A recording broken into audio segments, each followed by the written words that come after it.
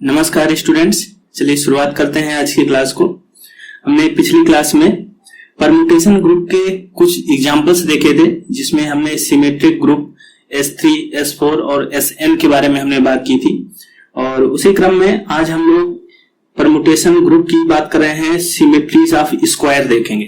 ठीक है, symmetries of square ये आप लोगों ने सेमेस्टर 1 में अलजेब्रा में D4 ग्रुप जो आप लोगों ने पढ़ा था, उसी को हम लोग एक नए तरीके से लिख रहे हैं, बस इतना है। और ग्रुप हमने D4 को पहले ही प्रूफ किया हुआ है सेमेस्टर 1 में। ठीक है, तो उसको नए तरीके से लिखेंगे, तब आप लोग जानेंगे कि सिमेट्रीज ऑफ स्क्वायर हमारा क्या है, परम्यूटेशन ग्रुप भी है। यानी कि जो सिमेट्रीज ऑफ स्क्वायर D4 जो सेट होता है हमारा, उस पर जो एलिमेंट हम लोगों ने पढ़े थे, उसको हम लोग फंक्शन के रूप में भी लिख सकते हैं। ठीक है, और जब हम लोग 1 1 and 2 फंक्शन के रूप में लिख देते हैं तो वही हमारा क्या बन जाता है, परम्यूटेशन, है ना। और ग्रुप हमने पहले ही प्रूफ किया था D4 को, तो इस वजह से सिमेट्रीज ऑफ स्क्वायर में D4 जो सेट है वो हमारा क्या बनाता है, परम्यूटेशन ग्रुप वो भी कहलाता है। ठीक है, तो सिमेट्रीज ऑफ स्क्वायर देखेंगे। सिमेट्रीज ऑफ स्क्वायर से पहले मैं दो छोटी छोटी डेफिनेशन है आप लोग को बता देता हूं। वैसे मैंने डिस्कस किया हुआ है, लेकिन उसको मैंने लिखवाया नहीं है, तो आप लोग देख ले, ताकि कहीं पर यदि आवश्यकता पड़ जाए तो फिर ऐसा ना हो कि हमें तो पता ही नहीं है। ठीक है, एक तो होता है आपका आइडेंटिटी परम्यूटेशन।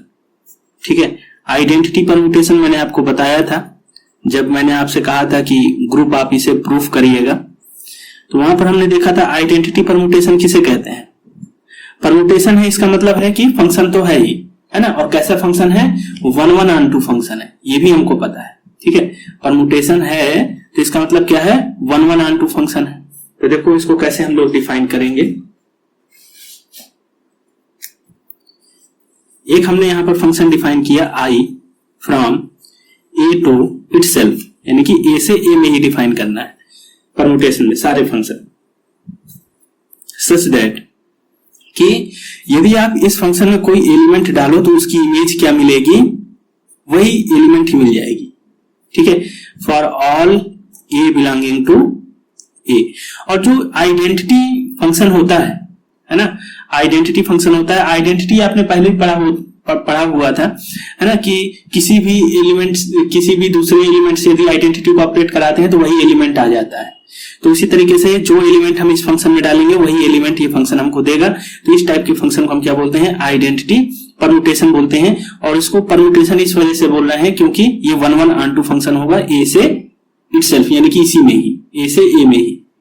अब देखो, यदि आप देखना चाहते हो तो देख सकते हो किस तरीके का फंक्शन आपको ये दिखेगा। ये सब मैंने आपको बताया हुआ है, लेकिन हो सकता है कि आप लोग इसको कनेक्ट ना कर पाए हो, तो यहां से समझ सकते हैं आप लोग। जैसे अल्फा हमने लिया है परम्यूटेशन,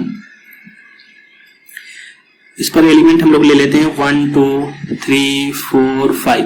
ठीक है, n = 5 का ले लेते हैं। तो आइडेंटिटी का मतलब क्या है, 1 की इमेज क्या मिलेगी, 1 मिलेगी, 2 की इमेज क्या मिलेगी, 2 मिलेगी, 3 की इमेज 3, 4 की इमेज 4, 5 की इमेज 5 मिलेगी। इस टाइप का जो परम्यूटेशन होगा, इसको हम क्या बोलेंगे, इसको हम लोग बोलेंगे आइडेंटिटी परम्यूटेशन। ठीक है, 1 1 and 2 आपको दिख ही रहा है ना, यानी कि सभी एलिमेंट की यूनिक इमेज नीचे मिल रही है और सभी कोडोमेन के एलिमेंट की प्री इमेज भी दिख रही है।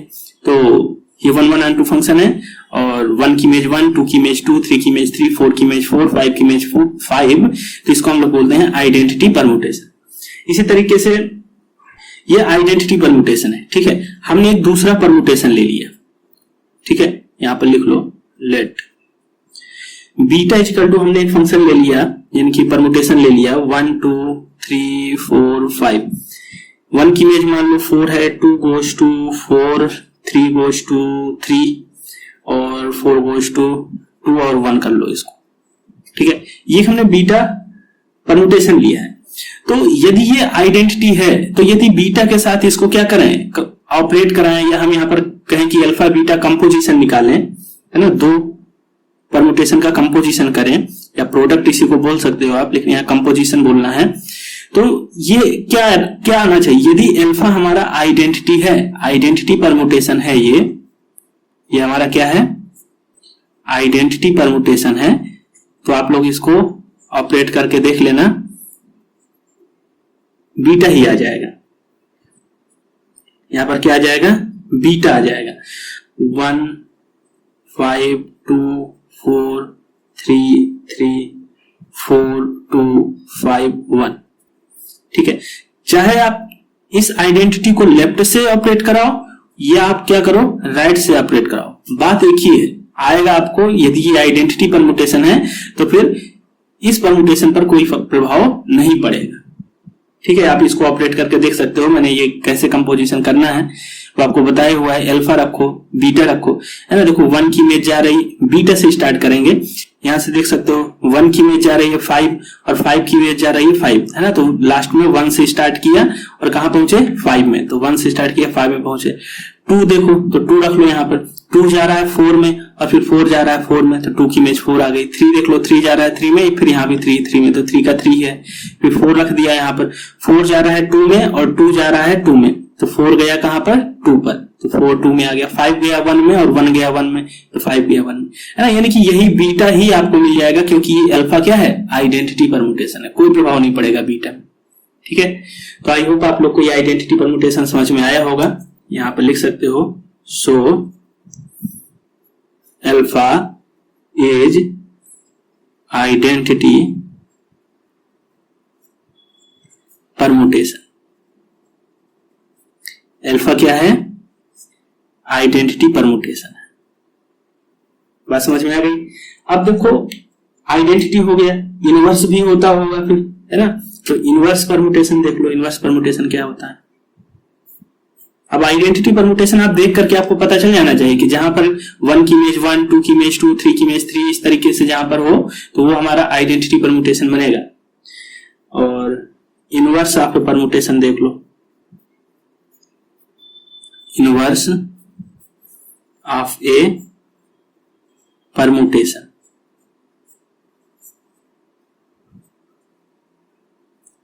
ठीक है, तो इनवर्स ऑफ परमुटेशन में हम लोग क्या कहेंगे, यहां पर लिख लो, द मैपिंग या फंक्शन, कैसा हम लोग डिफाइन करेंगे, अल्फा इनवर्स हम लोग यहां पर डिफाइन कर रहे हैं, इनवर्स फंक्शन। ठीक है, जाएगा लेकिन ए से ए में ही। ठीक है, तो यहां पर लिख लो सच दैट कि अल्फा इनवर्स आई की इमेज क्या मिल जाए, जे मिल जाए, if and only if alpha I is equal to alpha J करो, यहां पर alpha J is equal to I. ठीक है, देखो ये क्या मैंने कहा आपको, ये ऐसा है, दोनों ही सेट ए हैं। ठीक है, ये दोनों ही सेट कैसे हैं, ए सेट है। तो कहा यह जा रहा है कि यहां पर जो एलिमेंट है वो है जे टाइप के, यहां पर है आई टाइप के।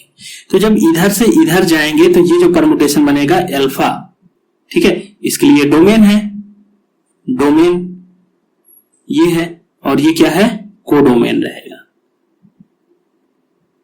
लेकिन जब अल्फा इनवर्स डिफाइन करेंगे तो किधर से आएंगे, जब अल्फा इनवर्स डिफाइन करेंगे तो इस सेट से इधर की ओर आएंगे ऐसे। तो ये वाला जो फंक्शन यानी कि परमुटेशन बनेगा ये होगा alpha inverse.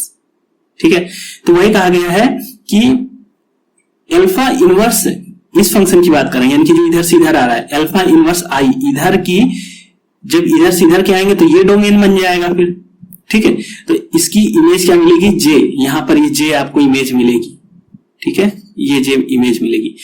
If and only if कि अल्फा जे यदि निकालो, अल्फा ये वाला फंक्शन निकालोगे तो इसकी इमेज क्या मिलेगी, आई। ठीक है, यानी कि जब अल्फा वाला परमुटेशन लोगे तो जे की इमेज क्या मिलेगी, आई।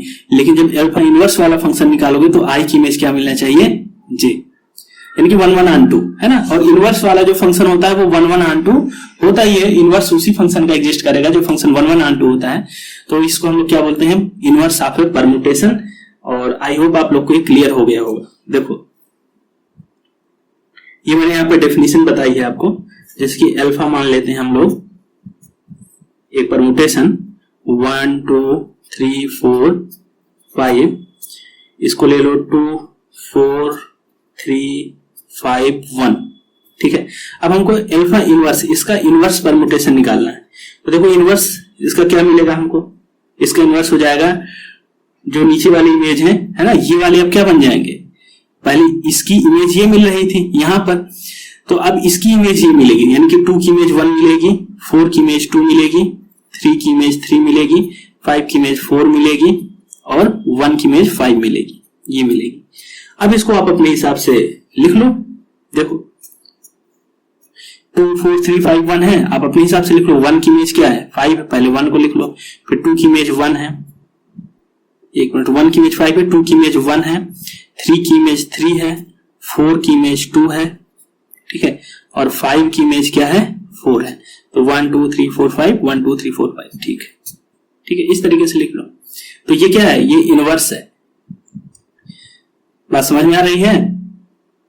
और एक चीज ये भी जान लो, इनवर्स की प्रॉपर्टी होती है ना, कि अल्फा और उसके इनवर्स यदि इन दोनों को ऑपरेट करोगे तो क्या मिलेगा, आइडेंटिटी मिलेगा। अब देख लो करके यदि देखना चाहते हो तो ये इनवर्स है, तो 1 गया 5 में और 5 गया 1 में, तो 1 से चले कहां पहुंच गए 1, तो 1 से 1 में गए, आइडेंटिटी वाला परम्यूटेशन मिल रहा है, वही चीज 2 से गए 1 में और 1 से गए 2 में, है ना, यानी कि 2 से स्टार्ट किए 2 में पहुंच गए, 2 की इमेज 2, 1 की इमेज 1, 3 की इमेज 3, कैसा परम्यूटेशन, आइडेंटिटी। तो इसका मतलब क्या है कि ये एक इनवर्स परम्यूटेशन है।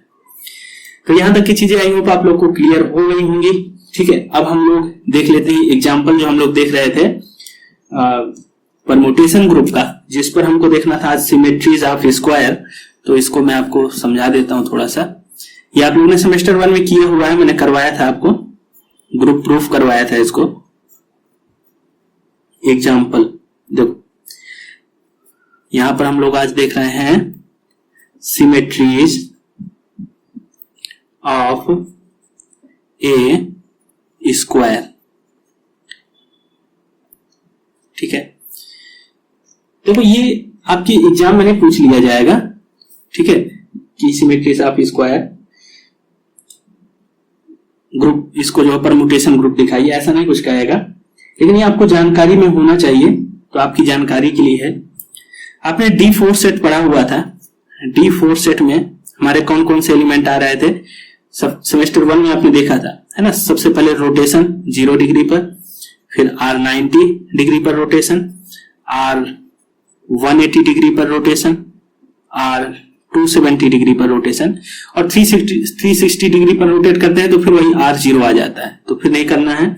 फिर वर्टिकल, हॉरिजॉन्टल और मेन डायगोनल और दूसरा वाला डायगोनल के, ठीक है। तो ये एलिमेंट आपके D4 सेट में आते हैं। और हमने सेमेस्टर 1 में D4 सेट को हमने क्या प्रूफ किया था, ग्रुप प्रूफ किया था। तो ये D4 क्या होता है, ग्रुप होता है अंडर फंक्शन कंपोजिशन, ठीक है। तो जो चीजें आपने कर रखी हैं सेमेस्टर 1 में, उसके आगे से यहां पर आप सेमेस्टर 3 पर देखना है।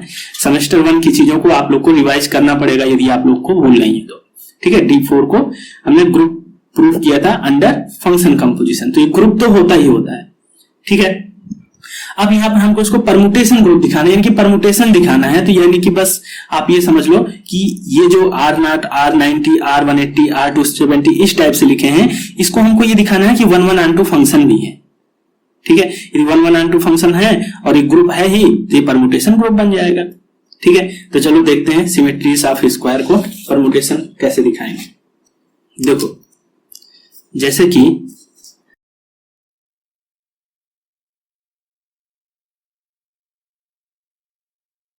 तो यहां पर मान लेते हैं 1 है, 2 है और ये 3 है, ये 4 है, ठीक है।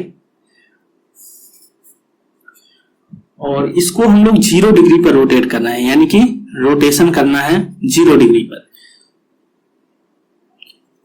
तो जब 0 डिग्री पर रोटेट करेंगे तो कोई चेंज नहीं होगा, है ना, मतलब रोटेट ही नहीं करना है फिर तो 1 की जगह 1 ही रहेगा, 2 की जगह 2 रहेगा, 3 की जगह 3 रहेगा, 4 की जगह 4 रहेगा, ठीक है। तो आपने क्या देखा, जो R0 है ये क्या है, एक फंक्शन की तरीके से काम कर रहा है, ठीक है। यहां पर जो सेट है कौन सा है, 1 2 3 4, 1 2 3 4 ये है। और इधर पर जो सेट है वो क्या है, ये भी है 1 2 3 4, तो 1 2 3 4 यही सेट है, दोनों साइड जो है एक ही सेट है। अब हमको देखना ये है कि ये आर नॉट जो है कैसा परमुटेशन है, देखो यहां पर आप देखो कि ये 1 था, 1 की इमेज हमको क्या मिल गई, 1 था, 1 की इमेज हमको मिल गई 1। 2 था, 2 की जगह पर कोई चेंज नहीं हुआ, 2 की जगह पर भी 2 है, 2 की इमेज 2। 3 की जगह पर 3 है, कोई चेंज नहीं हुआ, 3 की जगह 3 है। 4 की जगह 4 है, कोई चेंज नहीं हुआ, जैसा इधर था वैसा ही इधर है, ये 4 है ना। तो देखो 1 1 and 2 फंक्शन बन रहा है कि नहीं बन रहा है, हर एलिमेंट की एक यूनिक इमेज मिल रही है और इधर वाला जो सेट है इसकी हर एलिमेंट की एक प्री इमेज मिल रही है, तो 1 1 and 2 फंक्शन बन गया। अब जब 1 1 and 2 फंक्शन बन गया तो इसको हम लोग क्या लिख सकते हैं, परमुटेशन के रूप में, यानी कि ये आर नॉट क्या हो गया, एक परमुटेशन हो गया। यहां पर लिख लो clearly, are not is a permutation, permutation on set 1 2 3 4। ठीक है, तो 1 की इमेज 1, 2 की इमेज 2, 3 की इमेज 3, 4 की इमेज 4, बताओ अभी कौन सा परमुटेशन है, किसी को याद आ रहा है? मैंने अभी जस्ट बताया हुआ है आपको कि इस टाइप के जो परमुटेशन होता है कि अपने 1 जो 1 पर ही मैप कर रहा है, 2 2 पर ही, 3 3 पर ही, 4 4 पर ही, इसको हम लोग क्या बोलते हैं, आइडेंटिटी, है ना, आइडेंटिटी परमुटेशन बोलते हैं। तो यहां से आपको आइडेंटिटी परमुटेशन मिल गया। बस आपको कुछ नहीं करना है, जो आपने यहां पर अभी देखो ये सेट लिखा था ना, ये सेट, बस ये दिखा देना है कि ये सभी क्या है, एक परमुटेशन यानी कि फंक्शन है, बस 1 1 and 2 फंक्शन है। ठीक है, तो ये हमारा जो सेट है वो परमुटेशन ग्रुप बन जाएगा, क्योंकि परमुटेशन ग्रुप में जो सेट होता है उस पर फंक्शन ही आते हैं 1 1 and 2, तो बस इनको ये दिखाना है कि 1 1 and 2 फंक्शन है। ठीक है, तो एक देख लिया, अगला देखो, एक मिनट, देखो R90 हमने देख लिया, अब हम देखते हैं, सॉरी R0 देखा अभी हमने, अब R90 देख लेते हैं। 1 है, 2 है, 3 है, 4 है। ठीक है, R90 90 डिग्री रोटेट करोगे तो ये एक जो है आगे शिफ्ट हो जाएगा, ये यहां शिफ्ट हो जाएगा, 2 और आगे शिफ्ट हो जाएगा, 3 यहां शिफ्ट हो जाएगा। ये सब आप लोगों ने फर्स्ट सेमेस्टर में देखा था, रोटेशन वगैरह, है ना। तो 90 डिग्री रोटेट कर रहा है। ठीक है, तो जो 1 यहां पर है वो यहां आ जाएगा, 1 2 और आगे पहुंच जाएगा, 3 एक कॉलम और 4 यहां आ जाएगा। अब देखो यहां पर क्या हो रहा है, 1 की इमेज क्या मिल गई, 4 मिल गई, 1 की इमेज 4 मिल गई, 2 की इमेज क्या मिल गई, 1 मिल गई, 2 की जगह पर 1 आ गया, 3 की जगह पर 2 आ गया और 4 की जगह पर 3 आ गया। ठीक है, तो ये देखो 1 1 and 2 फंक्शन है, हर एलिमेंट की यूनिक इमेज और इधर भी सभी एलिमेंट की प्री इमेज, तो कैसा फंक्शन है, 1 1 and 2। तो R90 भी हमारा क्या है, 1 1 and 2 फंक्शन हो गया। ठीक है, यहां से भी आप लोग कह सकते हो कि clearly R90 is a permutation, और इसको जो है ये तो आपका आइडेंटिटी हो गया, है ना, इसको आप ई भी लिख सकते हो, आइडेंटिटी परमुटेशन को, आइडेंटिटी परमुटेशन को ई लिख दो। और इसको एक चीज और आप लोग देख लेते तो अच्छा रहता, इस वाले परमुटेशन को, ये जो यहां पर आपने लिखा है, इसको आप एरे फॉर्म में भी लिख सकते हो, 1 2 3 4। ठीक है, 1 की इमेज 1, 2 की इमेज 2, 3 की इमेज 3 और 4 की इमेज 4। इसी तरीके से इसको भी लिख सकते हो, इसको एरे के फॉर्म में कैसे लिखोगे, 1 2 3 4। 1 कहां मैप कर रहा है, 4 पर, 2 goes to 1, 3 goes to 2, 4 goes to 3। Array के फॉर्म में भी लिख सकते हो इसको। ठीक है, और देखो R90 हो गया, R180 को भी दिखाओ,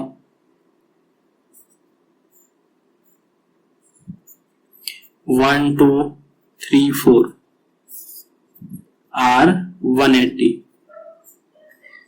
180 डिग्री रोटेट करना है। इसका मतलब क्या होगा कि जब 90 डिग्री रोटेट किया जाए तो 1 यहां से यहां आया था, जब, है ना, और जब 180 करेंगे तो फिर एक और यहां पहुंच जाएगा, तो यानी कि 1 कहां से पहुंच जाएगा, यहां 90, यहां 180, तो 1 आ जाएगा यहां, 2 आ जाएगा यहां, 3 आ जाएगा यहां, 4 आ जाएगा यहां।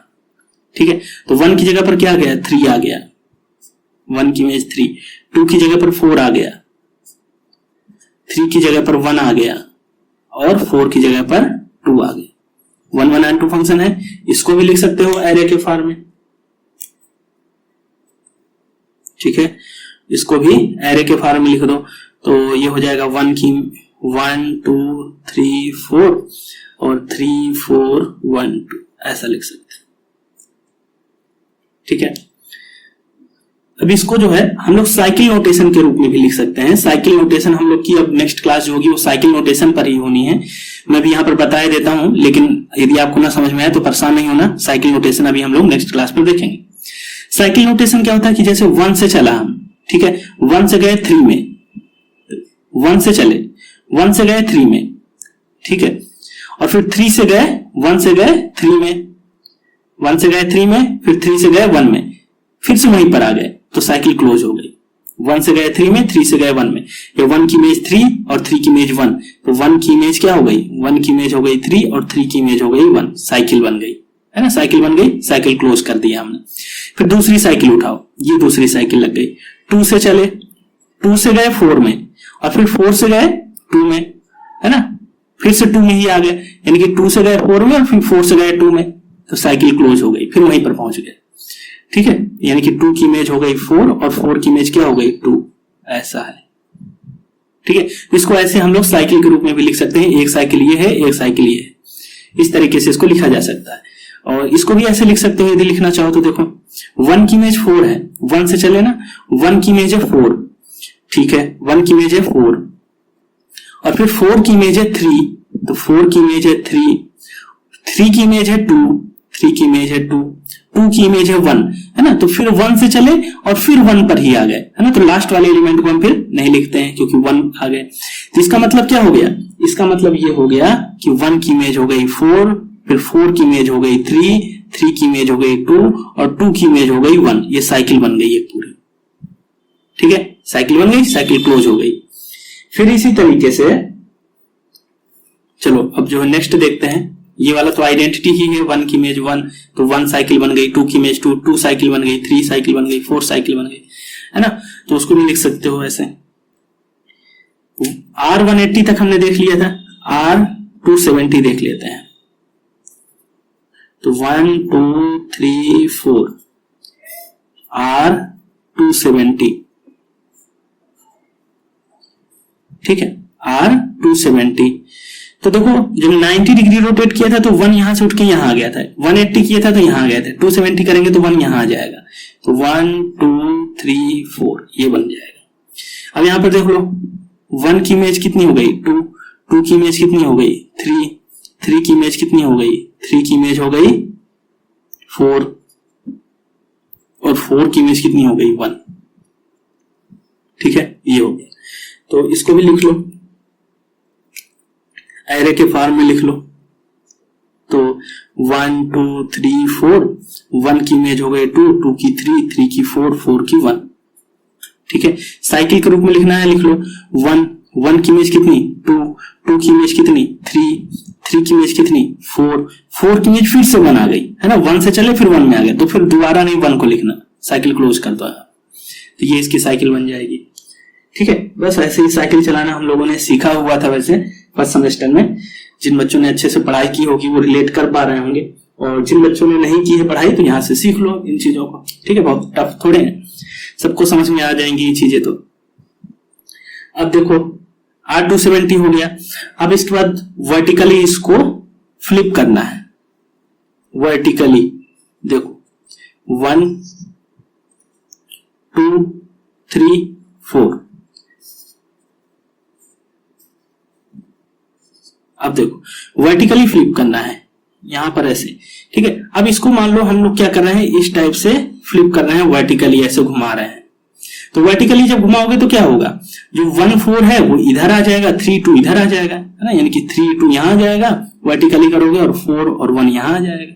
तो ये हो जाएगा हमारा 1 की इमेज कितनी मिल गई बताओ 2, 2 की इमेज कितनी मिल गई 1, 3 की इमेज कितनी मिल गई 4 और 4 की इमेज कितनी मिल गई 3। ठीक है, इसको भी लिखना चाहते हो एरे फॉर्म में तो लिख सकते हो। देखो इसको भी एरे फॉर्म में लिख लो 1 2 3 4 2 3 4 2 1 4 3। साइकिल के रूप में लिखना चाहते हो साइकिल के रूप में भी लिख लो। साइकिल नोटेशन वैसे हम लोग पढ़ेंगे। 1 से चले, 1 की इमेज गई 2 में, 1 की इमेज गई 2 में, 2 की इमेज फिर 1 में, है ना, तो फिर दोबारा नहीं लिखना 1 को, साइकिल क्लोज कर दो, फिर नई साइकिल बनाओ। 1 की इमेज गई 2 में और 2 की इमेज गई 1 में। अब हम कहां चलेंगे 3 में, तो 3 की इमेज कहां गई 4 में, 3 की इमेज गई 4 में, 4 की इमेज गई फिर से 3 में, है ना, तो फिर से दोबारा 3 को नहीं लिखना, साइकिल क्लोज कर दो, तो ये इसकी साइकिल बन गई। ठीक है, तो इस तरीके से आप लोग साइकिल चलाते जाओ और मैथमेटिक्स को सीखते जाओ। आगे चलो, देखो यहां पर ये हमने वर्टिकली इसको फ्लिप किया है, यहां पर रोटेट नहीं किया है, यहां पर क्या किया है हमने फ्लिप किया है, यहां पर वर्टिकली लिख लो V। अब हॉरिजॉन्टली देखेंगे इसको, समझ में आ रही है ना चीजें, इसमें कोई ना समझने वाली कोई बात ही नहीं है अभी। स्क्वायर रोटेट करना, फ्लिप करना, ये तो छोटे बच्चे भी कर लेंगे। 1 2 3 4, ठीक है, इसको हमको क्या करना है, अब हॉरिजॉन्टली फ्लिप करना है, यानी कि इस तरीके से हम लोग फ्लिप करेंगे। तो जब इस तरीके से करेंगे तो क्या हो जाए, ऐसे इसको फ्लिप कर दो, है ना, तो 1 2 ऊपर आ जाएंगे, 4 3 नीचे आ जाएंगे जब ऐसे घुमाओगे तो देखो ये आ जाएगा आपका यहां पर 4 3 और यहां पर आ जाएगा 1 2।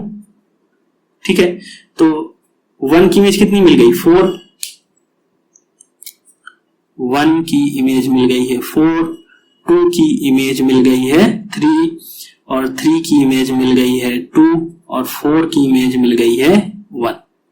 ठीक है, अब इसको एरे फॉर्म में लिखना चाहो तो लिख सकते हो 1 2 3 4, इनकी इमेज है 1 की 4, 2 की 3, 3 की 2, 4 की 1। साइकिल इसका लिखना चाहो तो लिख सकते हो साइकिल नोटेशन, 1 की इमेज है 4 और फिर 4 की इमेज है 1, साइकिल क्लोज हो गई यहीं से। दूसरी साइकिल 2 की इमेज है 3 और 3 की इमेज है 2, तो फिर साइकिल क्लोज हो गई। ठीक है, ऐसा लिख सकते हो। अब इसके बाद इसको हमको देखना है डायगोनली, है ना, तो डायगोनली देख लो। जब डायगोनली इसको देखेंगे तो यहां पर मेन डायगोनल की बात करेंगे, यानी कि कौन सा, ये वाले डायगोनल की बात करेंगे। देखो क्या चेंज होगा जब इसको डायगोनली हम लोग फ्लिप करेंगे। तो ऐसा आप लोगों ने देखा होगा ना कि जैसे छोटे बच्चे ऐसे करते हैं कि यहाँ पर एक इसको ऐसे डोरी से बांध लिया, फिर इसको घुमाते हैं, है ना, तो जब यहां से इसको फ्लिप करेंगे तो कौन से चेंज होंगे, केवल 3 और 1 बस आपस में चेंज होंगे। ठीक है, इसको जब आप लोग इस टाइप से घुमाओगे यहां पर, तो ये जब घूमेगा ऐसे ऐसे ऐसे, तो 1 और 3 बस आपस में चेंज होंगे, ये दोनों तो फिक्स रहेंगे, यानी कि 4 4 पर रहेगा, 2 2 पर ही रहेगा। ठीक है, चेंज क्या हो जाएगा, 1 की जगह 3 आएगा और 3 की जगह पर 1 आएगा। बात समझ में आ रही है। तो देखो 1 की इमेज हो गई 3, 2 की इमेज हो गई 2, 3 की इमेज हो गई, 3 की इमेज कितनी 1 और 4 की इमेज हो गई 4। बस 1 1 and 2 फंक्शन है ना, यहां पर लिख लो। इसको हमने हॉरिजॉन्टली यहां पर फ्लिप किया है, ये वर्टिकल, और ये क्या है डायगोनली, मेन डायगोनल वाला देख रहे हैं। ठीक है, इस डायगोनल। तो अब इसको लिख लो एरे फॉर्म में, लिख लो इसको, परमुटेशन बन गया 1 2 3 4, 1 की इमेज 3, 2 की इमेज 2, 3 की इमेज 1, 4 की इमेज 4। साइकिल इसका बना लो, 1 जा रहा है 3 पर और 3 जा रहा है 1 पर, तो साइकिल क्लोज हो गई, दोबारा 1 नहीं लिखना। फिर 2 जा रहा है 2 पर, 2 जा रहा है 2 पर, तो इसकी साइकिल यहीं पर क्लोज हो गई। फिर 4 जा रहा है 4 पर, इसकी साइकिल यहीं क्लोज हो गई।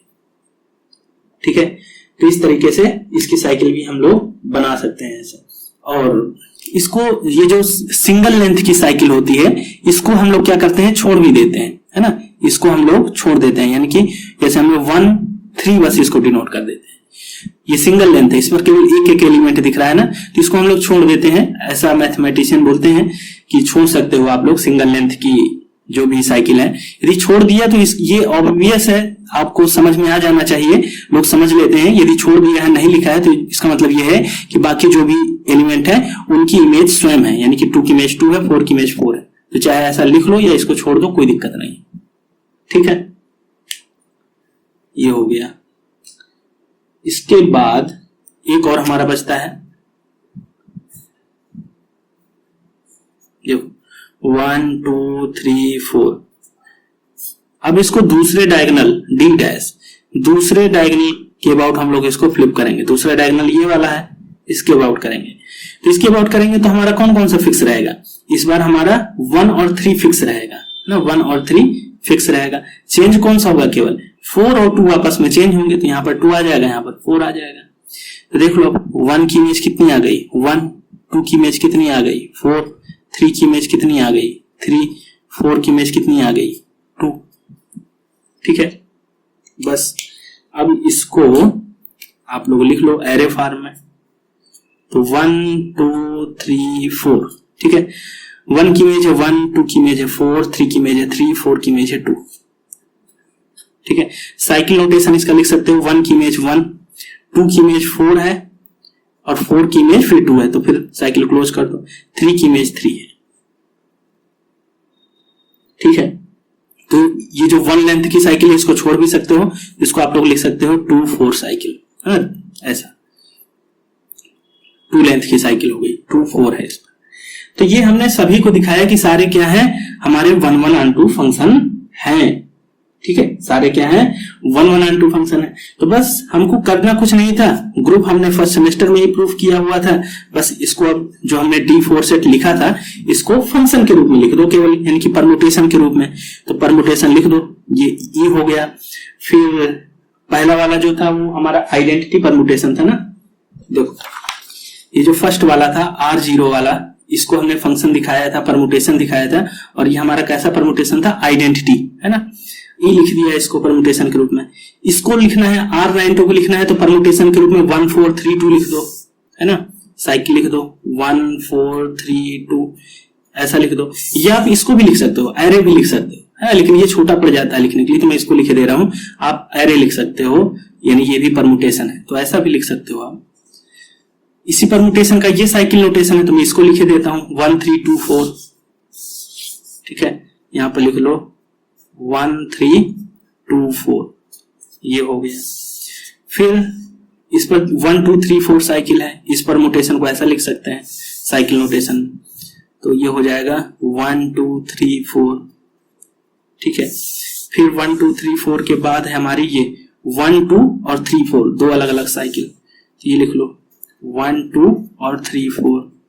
ठीक है, फिर इसके बाद है हमारा ये 1 4 2 3 साइकिल, तो 1 4 2 3। फिर इसके बाद है 1 3 और 2 4, यहां पर लिख लो, एक साइकिल है 1 3, दूसरी है 2 4। ये सेट को क्लोज कर दो। ठीक है, तो ये D4 को देखो हमने परमुटेशन के रूप में भी लिख दिया, 1 2 3 4 5 6 7 8। ठीक है, तो ये 8 एलिमेंट यहां पर आते हैं, और ये आप लोग फर्स्ट सेमेस्टर में ही जानते हो कि it is also a group, ये ग्रुप होता है। ठीक है, और इसको हमने एक अलग फॉर्म में लिखना सीख लिया, यानी कि परमुटेशन के रूप में भी हम इसको दिखा सकते हैं, तो परमुटेशन ग्रुप भी हो गया है। ठीक है, 1 1 and 2 फंक्शन के रूप में हमने इसको लिख करके दिखा दिया। तो आई होप आप लोग को ये क्लियर हो गया होगा। और ये चीज जो मैंने लिखी है ना, ये साइकिल लिख दी है, तो साइकिल को ही आप लोग, जैसे ये 2 4 साइकिल है, तो इसको हम लोग ये परमुटेशन इसका लिख सकते हैं यहाँ पर। ठीक है, तो ये नोटेशन लिखने में बहुत जगह लग जाती एरे फॉर्म में लिखने में, तो इस वजह से मैंने सबकी साइकिल लिख दिया है। ठीक है, तो ये नोटेशन है परमुटेशन का, और जो नेक्स्ट क्लास होगी उस पर हम लोग साइकिल नोटेशन ही देखने वाले हैं परमुटेशन का।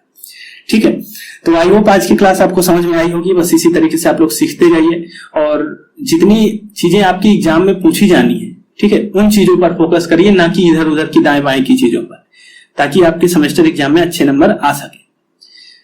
तो जितना मैं पढ़ाता जाऊं उतना पढ़ते जाओ, और फालतू की चीजों पर टाइम वेस्ट मत करो, मेरे कहने का मतलब बस इतना। ठीक है, थैंक यू।